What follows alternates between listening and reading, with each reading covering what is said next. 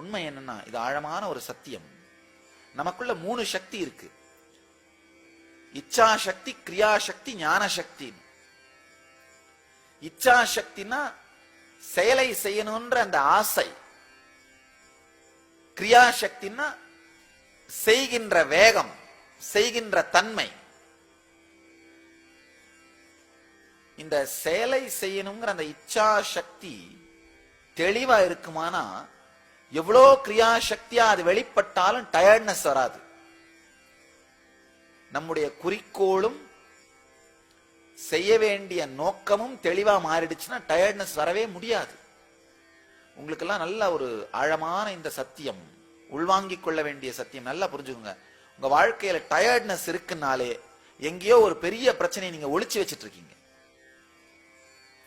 ஒரு பெரிய பிரச்சனையை ஒளிச்சு வச்சிட்டு இருக்கீங்க. எந்த விதமான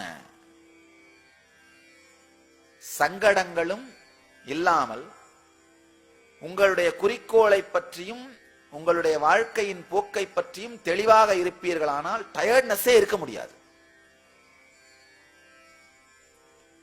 கிருஷ்ணன் அதைத்தான் சொல்றாரு. மூலகங்களிலும் எனக்கு செய்ய வேண்டியது ஒன்றுமில்லை, அடையப்பட வேண்டியது ஒன்றுமில்லை, ஆயினும் கூட நான் செய்து கொண்டே இருக்கின்றேன்.